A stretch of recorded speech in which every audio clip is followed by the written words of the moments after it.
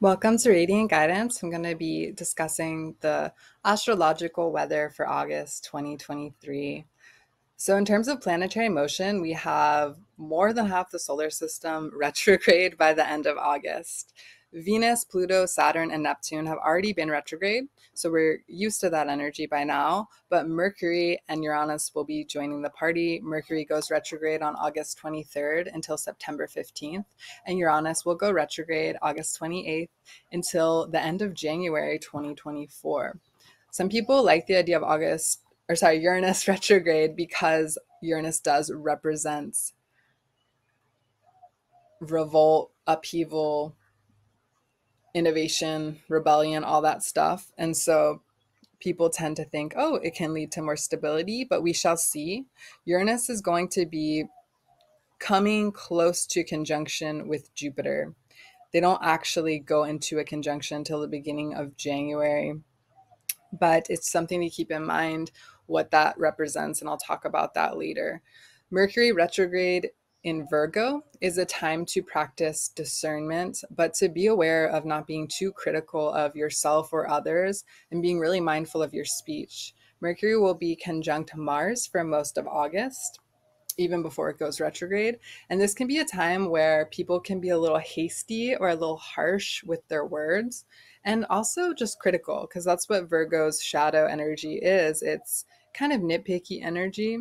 In its highest expression, it's that level of discernment and attention to detail. So it can be a great time to review where we could have done things differently or how we can plan better for the future.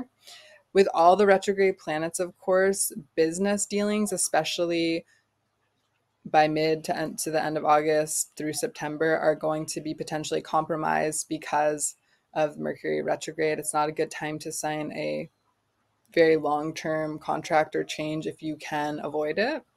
It can just mean that there's more starts and stops with business, and just in general with all these planets retrograde, that can be the case. Things aren't going to feel like they're moving as forward as quickly.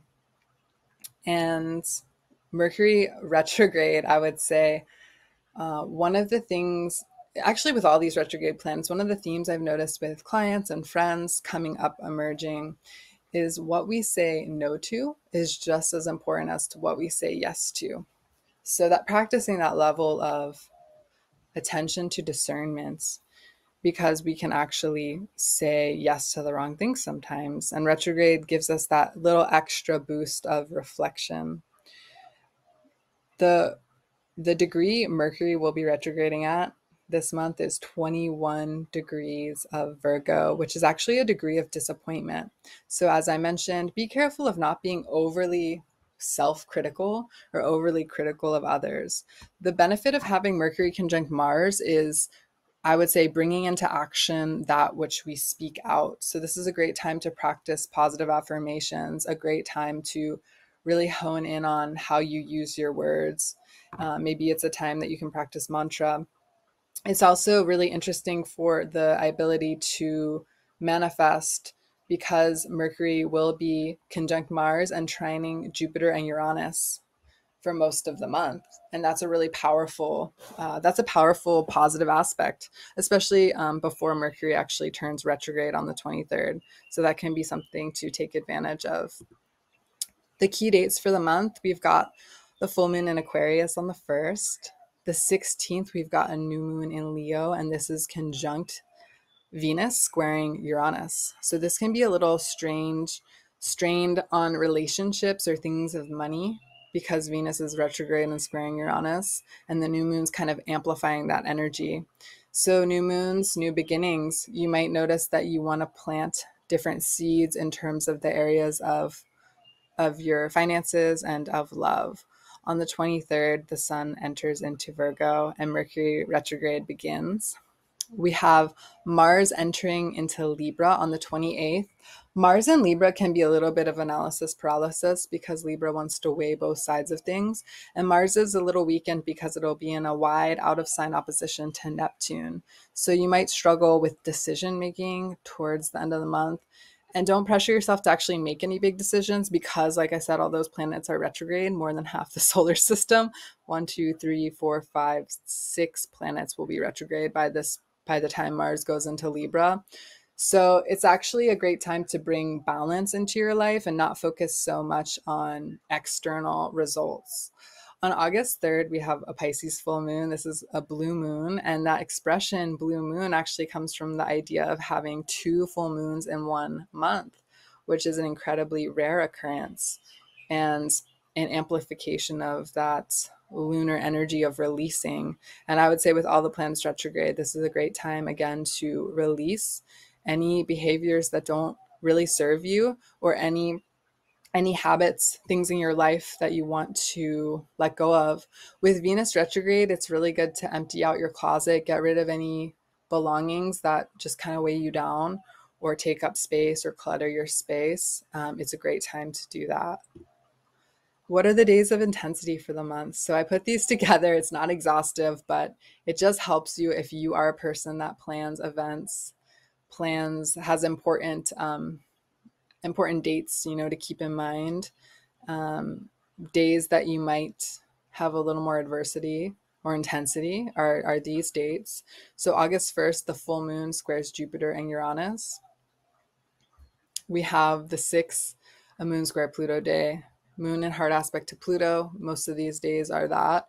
It can just feel where emotions are very intense in the collective and things want to come to the surface.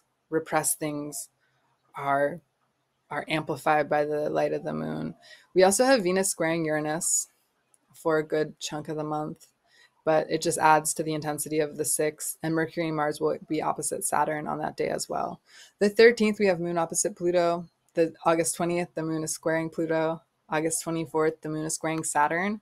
Moon square Saturn or moon square Mars can be the time where it just feels harder to get through the day.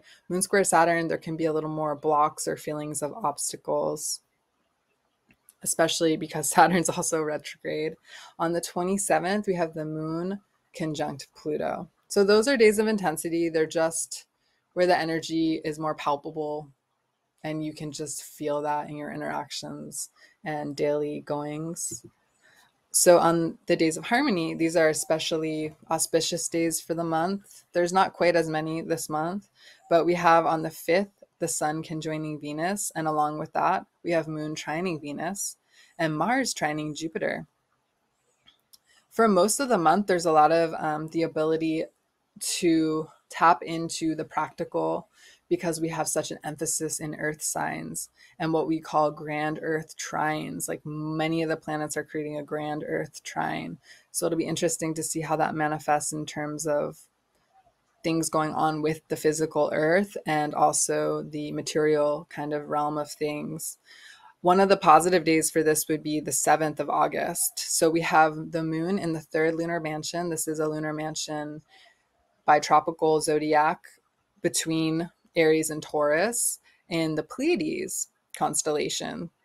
This is considered a very lucky, auspicious lunar mansion for prosperity, and it'll be joining the benefic planet of Jupiter and Uranus. So all these planets are direct, which is nice, and it will be trining Mars, Mercury, and Pluto, which are all, except for Pluto, direct.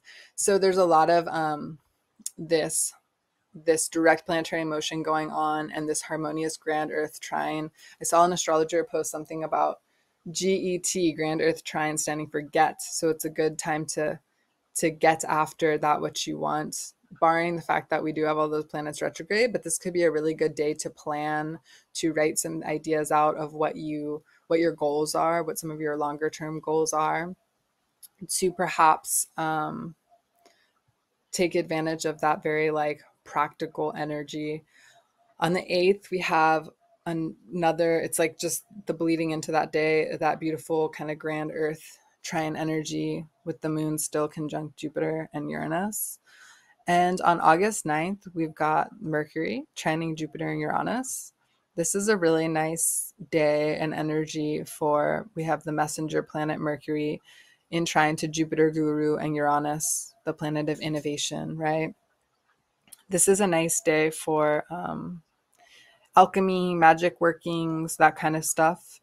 Like I said, the emphasis is on using your words to bring into the tangible form, Taurus, Jupiter, Uranus, and Taurus, what you desire. And so being very mindful around your language, and maybe a good day to practice singing or mantra in reflecting on the energies you're calling forth. That's good every day, but especially this month, that's definitely a foot.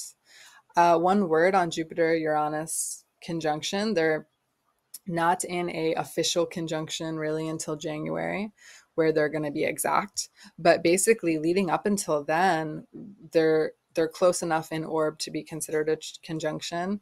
And Jupiter Uranus conjunction is a significant one. When it goes exact in January, we'll definitely feel the energies more. And it's not to spread any fear, but Jupiter and Uranus have been known to represent more uprisings, rebellions, and revolutions, because Jupiter is expanding that rebellious Uranian energy. So some examples of events in history that have coincided with a Jupiter-Uranus conjunction include the onset of the American Revolution with the conjunction in 75 to 76, 1775 to 1776. We also had the start of the French Revolution during a Jupiter-Uranus conjunction. We had the student revolts and protests during the civil rights movement and the beginning of Vietnam, the gay liberation and feminist movements of 1968 and 69 result from, well, coincide, let's say. Nothing is super causal, but be coinciding with the Jupiter-Uranus conjunction of that time period. We also had breakthroughs with inventions and innovative technology when Jupiter and Uranus conjunct. So this was actually, there were a few advances in air travel, and that makes sense because Uranus is the god of the air. And so there were the first experiments with gliders during the Jupiter-Uranus conjunction in 1899 to 1901. And then Charles Lindbergh had his first solo flight across the Atlantic during a Jupiter-Uranus conjunction. So we also had the moon landing coincide with Jupiter-Uranus conjunction. So these are very interesting things to note. And in the realm of Earth, which is what they're going to be conjoining in Taurus, there can be seismic activity, right? Because it's emphasizing Uranus and Taurus's seismic activity, and it's emphasizing that. So we might see, especially by January, more of that kind of earth change level happenings. And we can also see new technologies, new innovations coming out, potential disruption, we could say, of institutions, especially wealth institutions, because Jupiter does rule things like schools and institutions and also wealth in general. And Uranus can be disrupting that energy. But that's just kind of what we're building up to in January. So that'll be interesting because by then we will have a lot more planets direct. So we're in this kind of pause right now. It's a good time to plan. It's a good time to let things go and be gentle with yourself in terms of having to have everything all figured out. I hope this is helpful for you. If you guys want one-on-one sessions, I do personal life mapping. I also work with couples on synastry readings, and I have some classes available. If you like this video, please like and subscribe. I appreciate you. Take care.